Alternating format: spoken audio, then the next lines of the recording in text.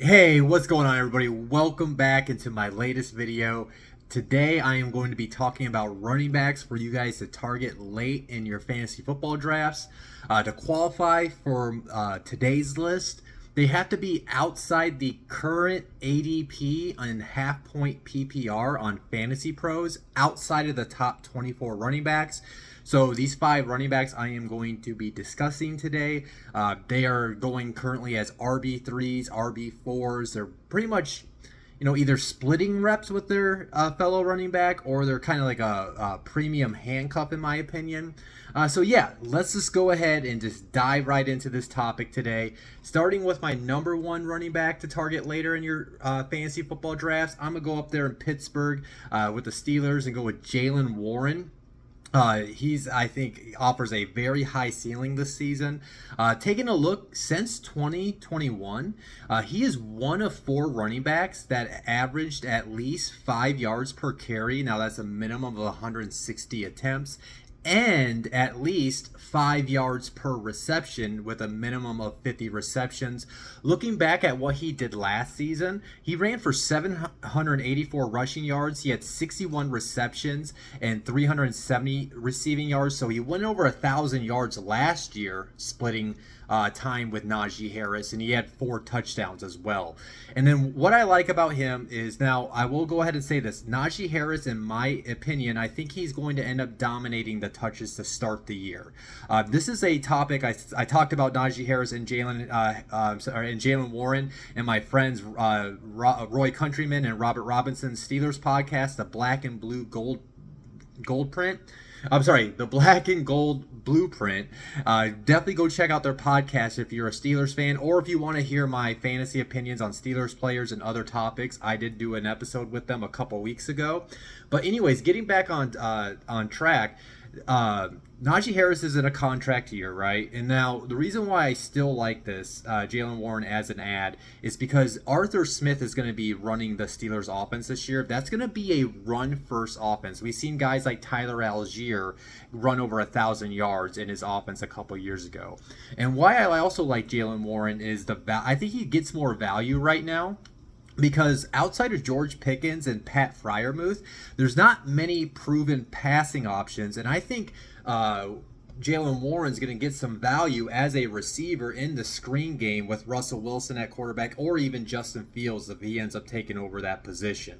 Now, if Najee Harris isn't able to be consistently good, and maybe Jaylen Warren is being more efficient with his touches, I could see at some point towards the half point of the schedule or in the back half of the year, you're going to see Jaylen Warren start to see more touches, especially if the Steelers don't plan on giving an extension to Najee Harris. They're going to want to groom Jaylen Warren for the starting role for the 2025 season towards the end of this year.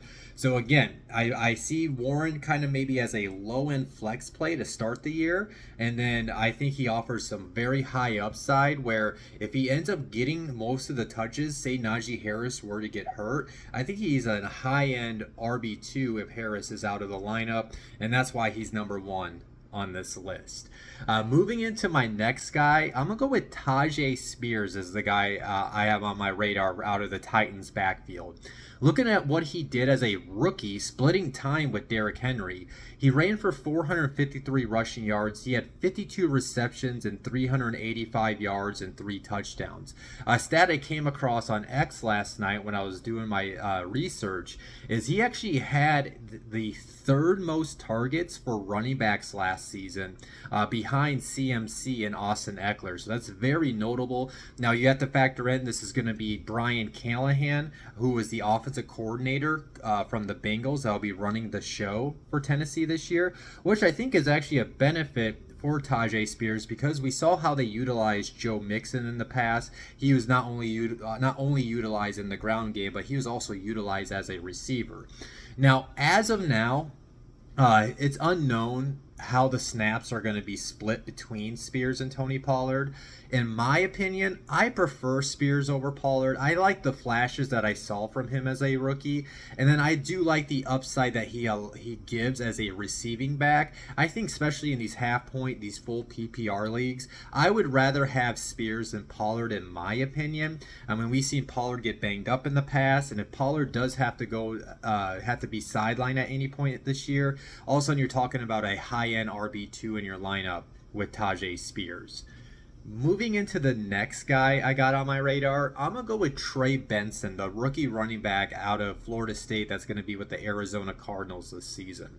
Now, looking at what he did in 2 seasons at Florida State, he ran for 1,896 yards. He had 33 receptions for 371 yards, and he scored 24 touchdowns in those 2 seasons. So 12 double-digit touchdowns average per season. So you definitely like that. I definitely like the style of the way he runs the ball. And then as of like his role right now, I do expect him to begin the season in a backup role to James Conner. I think he's going to maybe see a small share of the snaps to start the year. But if James Conner were to go down, I expect that Benson would completely take over those reps for Conner. And then also too, with him being the future of the backfield, I do see him as a potential guy to watch in the back half of the schedule where he's going to start cutting in to Conner's snaps. And I do also like that he offers the ability as a receiving back. I wouldn't be surprised if he gets some snaps to begin the year on third down situations.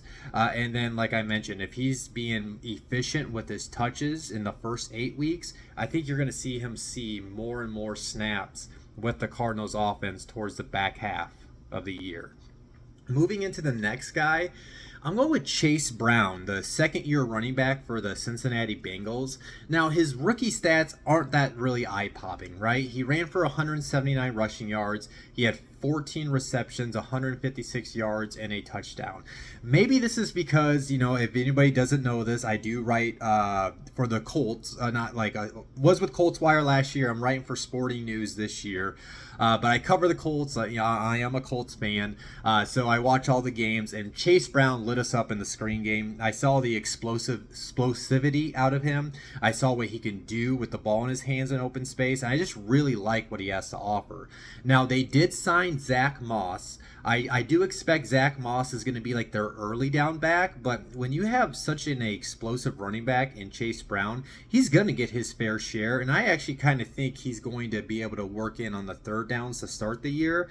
And then if Zach Moss is not being the guy, if he's not being efficient with his touches, I would not be surprised, just like all these running backs I'm talking about, when you get to that week 8, week 9, and you get towards the back half of the schedule, I wouldn't be surprised if he starts overtaking the snap share. And like I mentioned, I like his receiving ability, which I favor in backfields, especially in these PPR leagues. And then I just see him being the more. I'm going for the upside. If I had to choose Zach Moss or Chase Brown, I'm going for the upside. Now, before I do move into the next guy, by the way, I will say this. With all these running backs I'm talking about, the guy that might be ahead of him, you might want to draft both of them, right? So Jaylen Warren, you might want to go Jaylen Warren and Najee Harris just to secure yourself. Same thing with Tyjae Spears, Tony Pollard. If you want to do that, I would kind of honestly just go with Spears. And Benson, I would definitely consider, if you draft James Conner, getting Benson as your handcuff. And if you decide to go with Zach Moss, I would definitely try to get Chase Brown as your handcuff. Speaking of a potential premium handcuff that I definitely got my eyes on, the last guy that I'll be speaking about today, I'm going with that rookie running back for the Packers, Marshawn Lloyd. Now, he played 2 seasons at South Carolina, and then he transferred to USC for his final college year. In his 1 season at USC, he ran for 820 rushing yards. He had 13 receptions for 232 yards and 9 touchdowns. Now, the Packers did sign Josh Jacobs. So Josh Jacobs is going to dominate the snaps. They paid him the money. You just got to follow the money. But if you were to draft Josh Jacobs this year, I'm telling you, you want to have Marshawn Lloyd on your bench as the handcuff to him because we've seen Josh Jacobs get banged up multiple times throughout his career in the NFL. And then obviously you might think, oh, well, what about A.J. Dillon? They re-signed him. Well, I like the fact that the way that Matt LaFleur has ran the offense with his running backs with Aaron Jones in the past, he likes to get the ball through the air to his running backs. Now, Josh Jacobs does provide that to the offense, but if Jacobs were to go down, I don't think they're going to try to throw the ball to A.J. Dillon. I think it's going to be Marshawn Lloyd. So if he were to go down, I think maybe they would split like early down work for A.J. Dillon, but give Marshawn Lloyd an opportunity to run with it, especially on third downs. And if Jacobs was out for a significant amount of time, eventually I think once Lloyd proves that he's more efficient with his touches over A.J. Dillon, I think Marshawn Lloyd could offer you some value towards the end of the season. And I just think if you wanted to bet on a handcuff, either A.J. Dillon or Marshawn Lloyd to Josh Jacobs, I would prefer Marshawn Lloyd, the rookie running back for Green Bay. So yeah, those are my top 5 running backs to target later in your fantasy football drafts. Again, those guys are outside the current ADP per Fantasy Pros, outside the top 24 running backs in half-point PPR leagues. Again, those could change over the next few weeks as injuries and training camp and preseason happens. We all know that, so do pay attention to those situations. Other than that, you guys will be getting my wide receiver video this weekend, 5 wide receivers to target later in your drafts. Of course, though, if you enjoyed today's video, hit the like button, subscribe to my channels. You can hit me up for questions if you have any concerns. I'm always open to topic ideas. These are I'm gonna do the wide receiver and tight end, and I'm gonna try to get a video or 2 out before I take off for a buddy's wedding. And then you guys will be getting in August.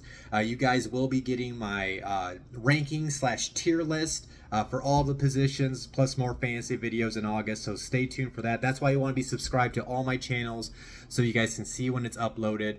I'm going to get off here, though. I hope you guys enjoy your morning, your night, your afternoon, whenever you're watching this. Peace out.